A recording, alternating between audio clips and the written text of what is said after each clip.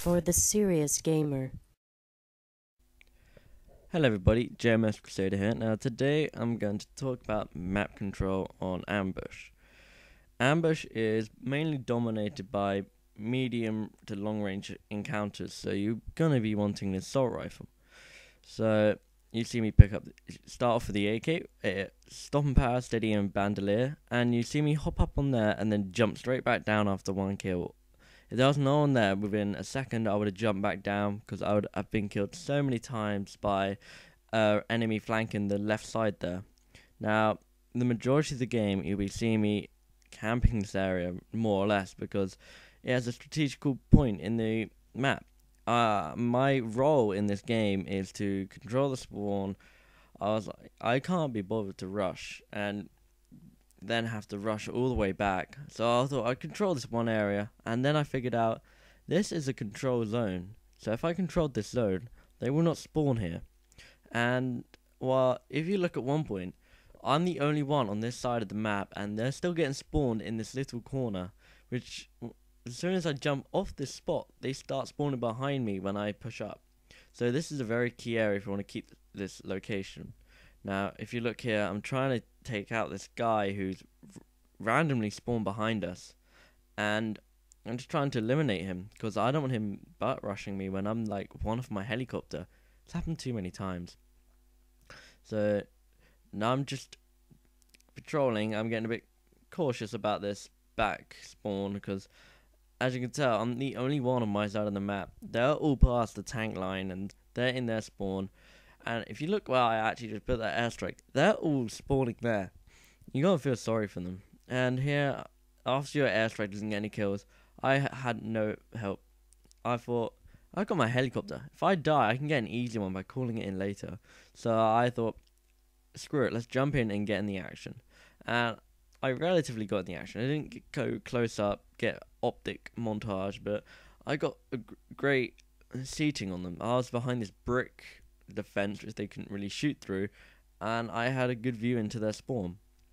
Now you see me use the chopper early because I had a kill streak and I was playing with my friends who could have called it in earlier. That's the only reason. But I wasn't playing with my friends and I was with a god useless team, which I was, besides my friend. I wouldn't have called it in, to be frank, because to be honest, if no one's called in their airstrike, there's no risk of when you call in your helicopter, there's going to be one. So I suggest when you hear an enemy airstrike come in, to call in your helicopter as soon as you can, because there's either going to be a big guarantee that they're going to be on the streak for the helicopter too. And if you're in TDM, and that's around the 600 to 400 or 600 to 500 mark, it can really make a turning point. The helicopter does a lot in a game, or it does absolutely nothing.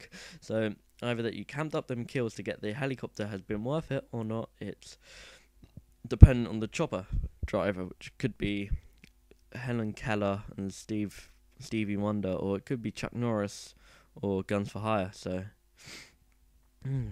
now here you see me switch out for my pistol, which comes in handy in a lot of close quarter situations. For the AK, it's more or less I find it tends to lose its stuff in long range. It definitely does the red dot and the silencer because it gets a permanent damage deduction of 10 at long range. So instead of having 30 at long range shots, it will have 20 damage from long range shots. If you didn't know, you have 100 health in stock game mode, which is basically like TDM, it's core. But in COD 4, I think they call it stock, so I'm just saying what it says of Den Carson. If you haven't looked up Den Carson for gun stats for COD 4, you are missing out on something. So, right now I'm trying to regain my little great, amazing spawn holding spot. And I'm also trying to build up a kill streak because I called in that helicopter and I'm trying to get these 7 kills alone now. So, I get my airstrike and I'm going to put it straight over the spawn to try and flush him out. Now, I want the spawn flip to happen so that I'm able to get my beloved spot back. And if I get this spot back, I'll be happy as hell because I can camp behind these brick walls and there'll be little bullet penetration. Now, here's the thing. If you got deep impact on, it will more or less double the double the amount of damage shot through walls, unless it's gonna exceed the amount. But it has a 1.4 multiplier through walls, something like that.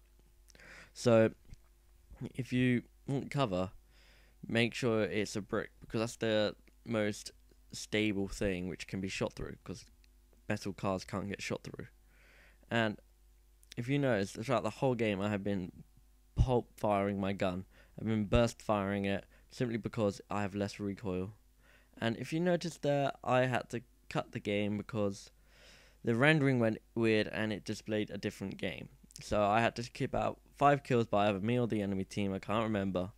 And I'm sorry if it looks like I've cheated, I haven't, it's just that it didn't work. So I'm going to wrap up the game here and just say what you should do on ambush. You should basically use an assault rifle. You should use cover to advantage, because the brick lane will help. And if you're sniping, you could do head glitching, is where only your top of the head can be seen, and because you see out the forehead, which is really weird. And stick to this building or building structure thing, it's good. So this is JMSCrusader signing out.